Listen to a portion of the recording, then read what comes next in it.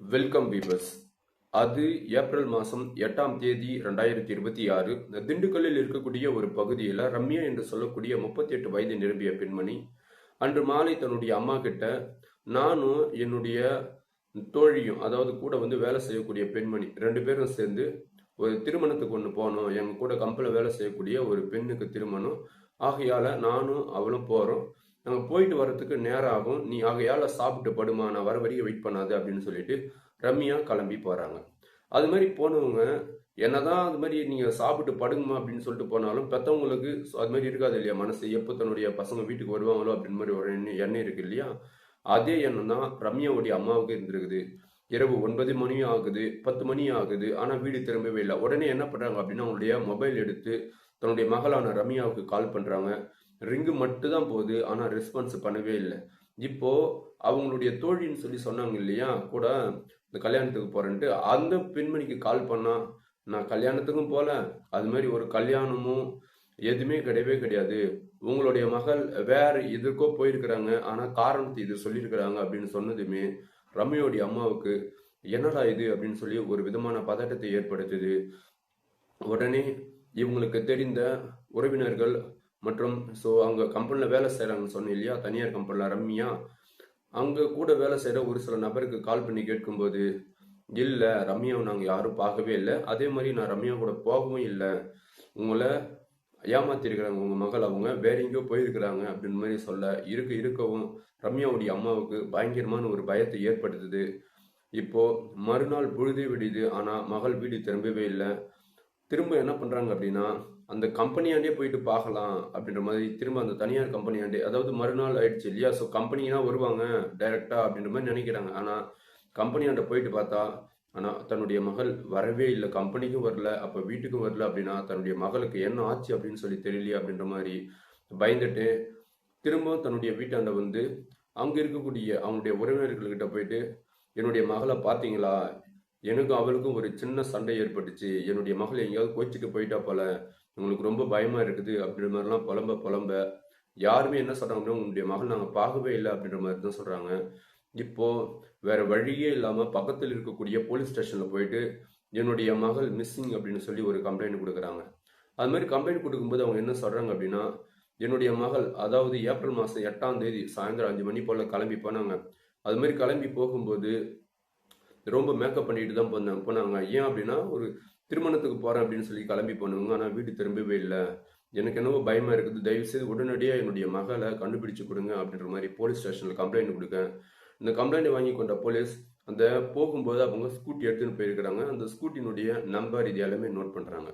இது ஒரு பக்கம் போயிட்டு இருக்க, திடீர்னு என்ன ஆகுது அப்படின்னா ஒரு குறிப்பிட்ட பகுதியிலிருந்து ஒரு நம்பர் கால் பண்றாங்க, அதாவது போலீஸ் ஸ்டேஷனுக்கு ஒரு கால் வருது. அந்த மாதிரி வர காலில் என்ன சொல்றாங்க அப்படின்னா, இங்கே ரோட்டு ஓரம், ஆனால் இந்த ரோட்டு ஓரத்தை ஒட்டி கொஞ்சம் தூரம் போகணும் அப்படின்னா ஒரு காட்டு பகுதி மாதிரி இருக்குது, அடர்ந்த புதர் பகுதி. இந்த ரோட்டு ஓரத்திலேயே ஒரு 2 நாளாக ஒரு ஸ்கூட்டி நின்றுட்டு இருக்குது அப்படின்ற மாதிரி ஒரு நபர் கால் பண்ணி சொல்றாங்க. எங்களுக்கு என்னவோ சந்தேகமா இருக்குது, நீங்க உடனடியாக வந்து பாருங்க அப்படின்றாங்க.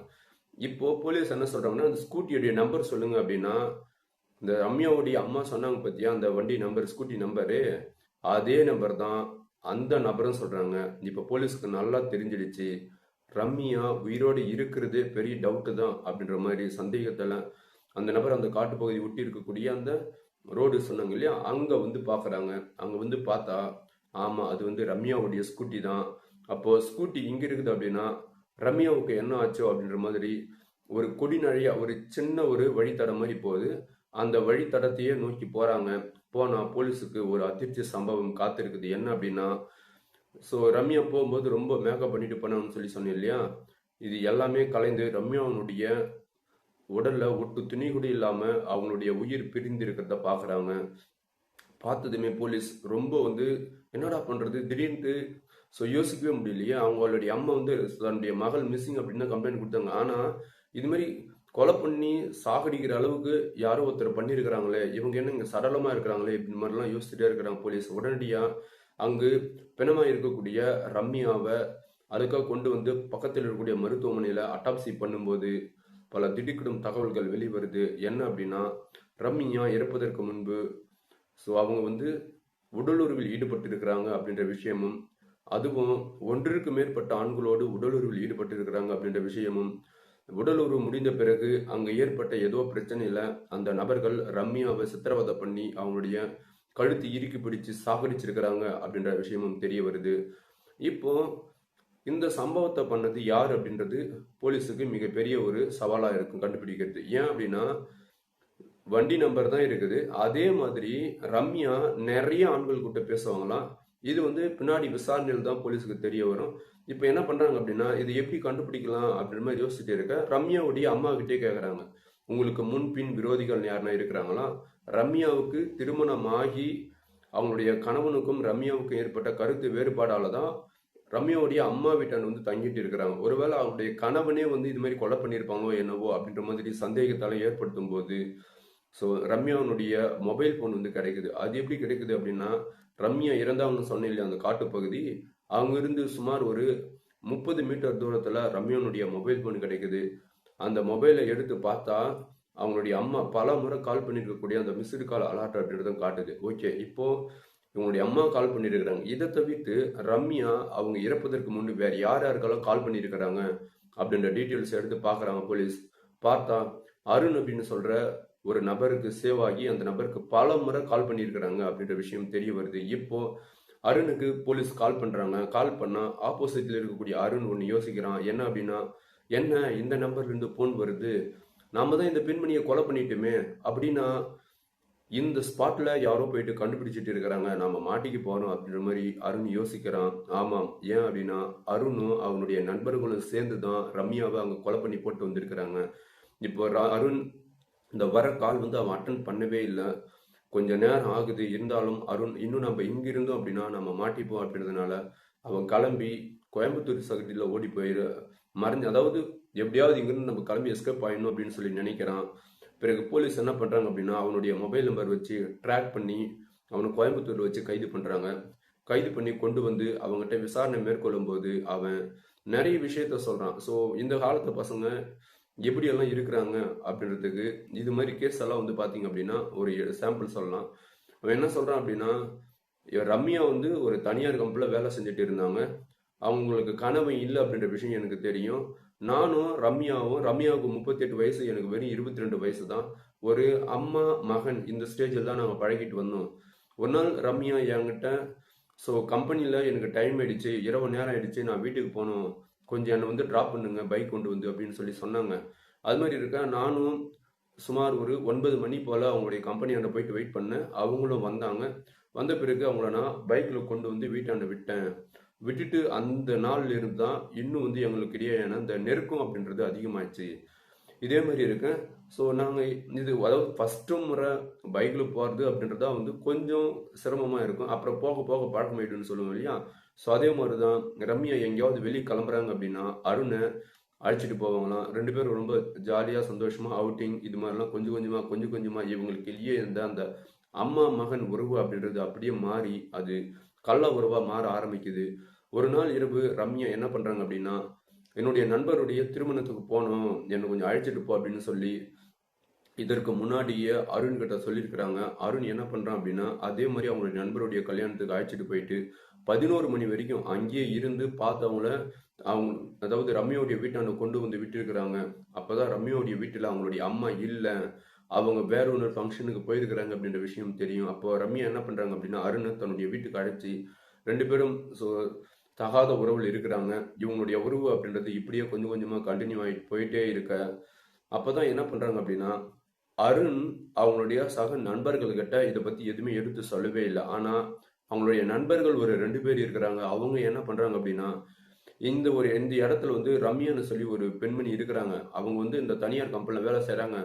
என்கிட்ட கூட அவங்க பேசுகிறாங்க நல்லா, உண்மையிலேயே அவங்கெல்லாம் செம அப்படின்ற மாதிரி பேசிகிட்டே இருக்கும்போது கூட இருக்கிற அருணுக்கு எப்படி இருக்கும், தான் அவங்கள வந்து இங்கேயும் அங்கன்னு அழைச்சிட்டு போயிட்டு இருக்கிறேன், திடீர்னு இந்த விஷயத்தையே அவங்களுடைய நண்பர்களும் இதே மாதிரியே சொல்கிறாங்க. என்னையும் வந்து வண்டியெல்லாம் எடுத்துகிட்டு வர சொன்னாங்க, நானும் வந்து அவங்கள இங்கே அங்கன்னு அழைச்சிட்டு போயிருக்கிறேன் அப்படின்னு அருணுடைய நண்பர்களே இவங்க கிட்ட சொல்லும்போது அருணுக்கு ஒரு விஷயம் தெரியுது. அடடா, அவங்க வந்து நாம கிட்ட மட்டும் பேசுறது இல்லை, நாமள மாதிரி நிறைய பசங்க கிட்ட பேசுறாங்க போல. நம்ம ரொம்ப உண்மையா இருந்தோம், கடைசியில இவங்க நம்மளை ஏமாத்திட்டாங்க, இவங்க பல பேர்கிட்ட இது மாதிரி பேசுகிற பண்பு போல அப்படின்ற மாதிரி இவன் வந்து யோசிக்க ஆரம்பிக்கிறான். ஸோ இதே மாதிரி போயிட்டு இருக்க ஒரு கட்டத்தில் என்ன பண்ணுறான் அப்படின்னா அருண் வந்து ரம்யாவை வெறுக்க ஆரம்பிக்கிறான். என்னதான் அருண் ரம்யாவை வெறுத்தாலும் ஆனால் ரம்யா வெறுற மாதிரி இல்லை. திரும்ப திரும்ப திரும்ப கால் பண்ணி அதற்கு பிறகு வீடியோ கால், வாய்ஸ் கால், அந்த நியூடு ஃபோட்டோ, ஸோ இது மாதிரிலாம் வந்து அருணுக்கு அனுப்பி அவனுடைய மனசை வந்து இன்னும் வந்து பார்த்தீங்க அப்படின்னா ஆழமாக இடம் பிடிக்கிறாங்க ரம்யா. ஆனால் ரம்யாவுக்கு தெரிய போகிறதில்ல அருண் மற்றும் அவங்களுடைய நண்பர்கள் அவங்க 2 பேரும் சேர்ந்து ஒரு நாள் ரம்யாவை கொலை பண்ண போகிறாங்க அப்படின்ற விஷயம். இதே மாதிரி கொஞ்சம் கொஞ்சமாக அந்த நாள் கழிய கழிய அருண் ரம்யாவை நம்ம ரொம்ப நல்லவங்க நம்பி இருந்தோம். இப்போ இன்னும் நிறைய பேர்கிட்ட அவங்க பேச ஆரம்பிச்சிட்டாங்க. நாம கால் பண்ணா அதுக்கு முன்ன வந்து வெயிட்டிங் கால் இருக்காது. ஆனா இப்ப நிறைய வெயிட்டிங் கால் வருது. இதுக்கு அப்புறமும் இவங்களை நம்ம நம்பிட்டு இருந்தோம் அப்படின்னா நம்மளுடைய லைஃப் வந்து ஸ்பாயில் ஆயிடும் அப்படின்ற மாதிரி யோசிக்கிறான். யோசித்து இப்ப என்ன பண்றான் அப்படின்னா அவங்களுடைய நண்பர்கள் அவங்க 2 பேர்கிட்டையும் கேட்கறான். டேய், அவங்க உங்ககிட்ட என்கிட்ட மட்டும் பேசுறது இல்ல, நிறைய ஆண்கள் கிட்ட பேசுறாங்க. இன்னும் நமக்கு அவங்களுடைய சுவகாசம் எதுவுமே வேணாம்.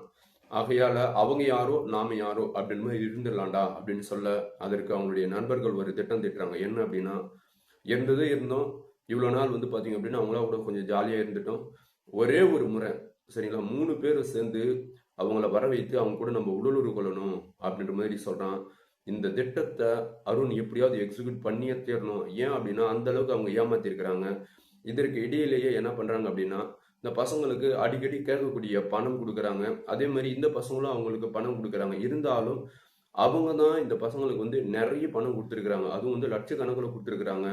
ஒரு கட்டத்தில் இந்த 3 பசங்களும் வந்து அருண் மற்றும் அவங்களுடைய சக நண்பர்கள் சொன்னீங்க இவங்கெல்லாம் ரம்யாவை விட்டு பிரிய போறாங்க அப்படின்ற விஷயம் ரம்யாவுக்கு தெரிய வருது. ஏன் அப்படின்னா ஸோ ஒரு 4-5 முறை ஃபோன் பண்ணி எடுக்கல அப்படின்னா தான் மேலே இருக்கக்கூடிய மதிப்பு குறையுது அப்படின்னு தான் அர்த்தம். இவன் இல்லைன்னா இன்னும் வேற யாருக்குன்னா பேசிக்கலாம் அப்படின்ற மாதிரி ரம்யாவுக்கு எண்ணம் போக ஒரு கட்டத்தில் ரம்யா என்ன யோசிக்கிறாங்க அப்படின்னா ஓகே இதற்கு பிறகு இவனுங்களை நம்ம டார்ச்சர் பண்ணக்கூடாது, இவனுங்களை விட்டுடணும். ஆனால் லட்சக்கணக்கில் பணம் வாங்கியிருக்கிறாங்க, அந்த பணத்தை எப்படியாவது திரும்ப வாங்கணும் இவனுங்கிட்ட இருந்து அப்படின்ற மாதிரி ஒரு திட்டம் அவங்க தனியாக திட்டுறாங்க. இப்போ என்ன பண்ணுறாங்க அப்படின்னா ரம்யா சரி ஓகே இவங்க 3 பேரையும் ஒரு இடத்துக்கு வர வைக்கணும், அதே மாதிரி நாமளும் அவங்க சொல்கிற இடத்துக்கு நம்ம போகணும். அப்போ திட்டம் வந்து 2 திட்டம். ஒரு திட்டம் வந்து அவங்க 3 பேரும் ஒன்றா சேர்ந்து இவங்களா கூட இருக்கணும். அந்த 3 பேர்கிட்ட கொடுத்துருக்கக்கூடிய காசும் நம்ம எப்படியாவது வாங்கணும் அப்படின்றத வந்து ரம்யாவுடைய திட்டம். சரிங்களா? அது மாதிரி அந்த திட்டத்தை எக்ஸிக்யூட் பண்ண ஃபிக்ஸ் பண்ண டேட்டு தான் அந்த ஏப்ரல் மாதம் 8ஆம் தேதி அப்படின்றது. இப்போ என்ன பண்ணுறாங்க அப்படின்னா ரம்யா இந்த 3 பேர்கிட்டையும் பேசுகிறாங்க. நான் வந்து இந்த பர்டிகுலர் பகுதிக்கு நான் வந்துடுறேன். ஏன் அப்படின்னா அடிக்கடி அருணும் ரம்யாவும் அந்த காட்டுப்பகுதி அந்த கொடிநாடு வழியாக போகணும்னு சொன்னாலே அந்த காட்டுப்பகுதியில் தான் போயிட்டு உடலுறவு கொள்வாங்களாம். ஆகையால அந்த இடத்துக்கு நானும் வந்துடுறேன் அப்படின்ற மாதிரி ஃபர்ஸ்ட் வந்து ரம்யா போகிறாங்க, அப்புறம் அருண் போகிறான். ஆனால் அருணுடைய நண்பர்கள் 2 பேர் வரவே இல்லை. போனதுமே எப்பவுமே நார்மலாக பண்ணுற மாதிரி அவங்க 2 பேர் வந்து பார்த்தீங்கன்னா ஸோ ட்ரெஸ் எல்லாம் ரிமூவ் பண்ணிட்டு அவங்க பாட்டு உடலுறவு கொள்ளும்போது உடலுறவு முடிஞ்ச பிறகு அருண் என்ன பண்ணுறான் அப்படின்னா ஓகே இதுக்கு பிறகு உங்களுக்கு எனக்கு செட் ஆகாது அப்படின்ற மாதிரி அந்த ஒரு பேச்சுவார்த்தை கொடுத்துட்டு இருக்கும்போது அதற்கு ரம்யா என்ன சொல்கிறாங்க அப்படின்னா சரி செட் ஆகாது இல்லையா, இவ்வளோ நாள் அவனுக்கு பணம் கொடுத்துருந்து அந்த பணத்தெல்லாம் திருப்பி கொடுத்துருங்க, லட்சக்கணக்கில் வாங்கியிருக்கிறீங்க, அந்த பணத்தெல்லாம் திருப்பி கொடுத்துட்டீங்கன்னா நான் பாட்டு என் வேலையை பார்த்துன்னு போயிடுவேன் அப்படின்ற மாதிரி அவங்க சொல்கிறாங்க. இந்த கேட்டதுமே அருணுக்கு ஒரு விதமான டென்ஷன் அதிகமாகுது. என்னடா இது கொடுத்த பணத்தை திருப்பி கேட்குறா இவன், எவ்வளோ நாள் இவளுக்கு நான் எவ்வளோ நம்ம ஹெல்ப் பண்ணியிருப்போம், ஆனால் இரவு பகல் பார்க்காம இவங்க கூட நம்ம அவ்வளோ ஒத்துழைப்பு பண்ணோம், ஆனால் கடைசியில் நம்மளை இப்படி பண்ணிட்டாங்களே, கொடுத்த காசெல்லாம் கேட்குறாங்களே, என்ன பண்ணுறது அப்படின்ற மாதிரி யோசிச்சுட்டே இந்த அருண் உடனே என்ன பண்ணுறா அப்படின்னா தன்னுடைய நண்பர்கள் ஏற்கனவே அவங்க வந்து வெயிட்டிங் இருக்கிறாங்க, எப்படியாவது 3 பேர் ஒன்றா சேர்ந்து உடலூர் கொள்ளணும் அப்படின்றத நம்மளுடைய பிளானு. உங்களுடைய நண்பர்கள் கால் பண்ணுறாங்க, அந்த 3 பேரை வந்துடுறாங்க. இது தெரியாத ரம்யா என்னடா நீங்கள் 2 பேர் இங்கே இருக்கிறீங்க, இவனோட சேர்த்து 3 பேராக இருக்கிறீங்க, இங்கேனா வந்துருக்கிறீங்க அப்படின்னும் போது பேசும்போது இல்லை எங்களுக்கு ரொம்ப நாள் ஒரு ஆசை, நாங்கள் 3 பேர் சேர்ந்து உங்களோட நாங்கள் ஒரு முறை இருக்கணும் அப்படின்னு சொல்லி அப்படின்னு ரம்யா கிட்ட சொல்ல இதற்கு ரம்யா என்ன பண்ணுறாங்க அப்படின்னா ஓ அப்படியா சரி ஓகே அதுக்கும் வந்து நான் ஒத்துழைப்பு கொடுக்குறேன் அப்படின்ற மாதிரி திரும்பவும் அருண் கூட ஏற்கனவே ஒரு முறை முடிஞ்சுது, திரும்ப 3 பேரோடு அவங்க உடலுறவு கொள்றாங்க. உடலுறவு கொண்டு முடிஞ்ச பிறகு சரி முடிஞ்சதாடா இப்போ என்ன பண்ணுறீங்க அப்படின்னா 3 பேர் என்கிட்ட பேசினது நீங்கள் எனக்கு வீடியோ கால் பண்ணது இது எல்லா ரெக்கார்டுமே நான் பதிவாகி வச்சிருக்கிறேன். உங்களுடைய அப்பா அம்மாவுக்கு இந்த வீடியோவெல்லாம் அனுப்பினேன் அப்படின்னா உங்களுடைய வாழ்க்கையே ஸ்பாயில் ஆகிடும், உங்களை உங்கள் வீட்லேயே சேர்க்க மாட்டாங்க. ஒழுங்காக நான் சொல்கிறது கேளுங்க 3 பேரும். நான் உங்களுக்கு பல லட்ச ரூபாய் பணம் கொடுத்துருக்குறேன் சரிங்களா, அந்த காசு எல்லாம் எனக்கு கரெக்டாக திருப்பி கொடுத்துடணும். அதுவும் நான் சொல்கிற டேட்டில் கொடுத்துடணும். ஒரு வேளை நீங்கள் மட்டும் அந்த பணம் கொடுக்கல அப்படின்னா உங்களை 3 பேரையும் இந்த ஃபோட்டோஸ் மற்றும் வீடியோஸ் இது எல்லாமே உங்களுடைய வீட்டுக்கு அனுப்பி உங்களை அழ விட்டுடுவேன், உங்களுடைய லைஃப்பை நான் ஸ்பாயில் பண்ணிடுவேன் அப்படின்ற மாதிரி ரம்யா மிரட்ட ஆரம்பிக்கிறாங்க.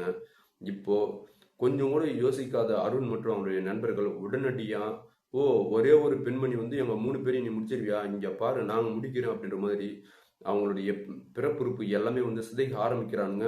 அதே மாதிரி அவங்கள துன்புறுத்த ஆரம்பிக்கிறானுங்க.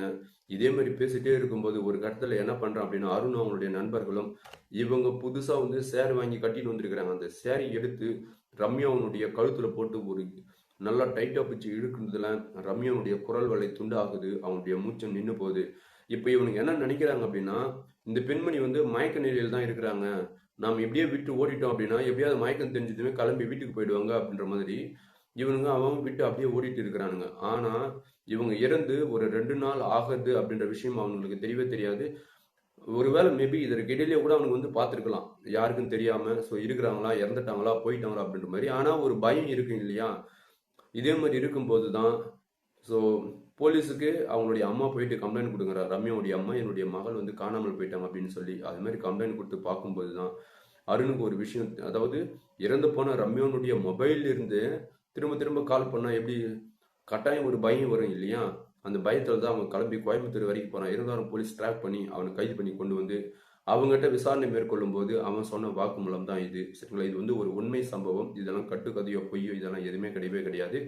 நான் இந்த பர்டிகுலர் இடம் அப்படின்னு சொல்லி நான் சொல்லலை. ஏன் அப்படின்னா அந்த பர்டிகுலர் பசங்களை பாதிக்கும் அப்படின்றதுனால தான்.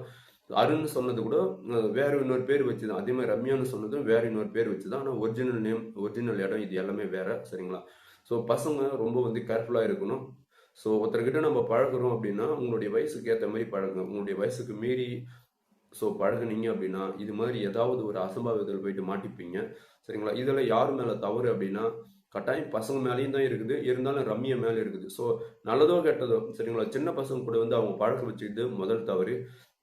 அப்படி பழக்க வச்சுட்டாலும் கரெக்டாக அந்த அருண் அப்படின்னா அவங்ககிட்ட மட்டும் நல்லா ஸோ எப்படி சொல்கிறது கொஞ்சம் கரெக்டாக இருந்திருக்கலாம். ஆனால் அவங்க நிறைய பசங்க கிட்ட பேசணும், நிறைய பேர்கிட்ட நம்ம உடலுறு கொள்ளணும், ஒரே நேரத்தில் 3 பேர்கிட்ட இருக்கணும், 4 பேர் கூட இருக்கணும் அப்படின்ற மாதிரியெல்லாம் அவங்களுடைய எண்ணம் அப்படின்றத அவங்க வந்து அழிச்சிருக்குது அப்படின்னு சொல்லி நான் நம்புகிறேன். சரிங்களா? இவ்வளோ நேரம் இந்த வீடியோ பார்த்த அனைவருக்கும் நன்றி, வணக்கம்.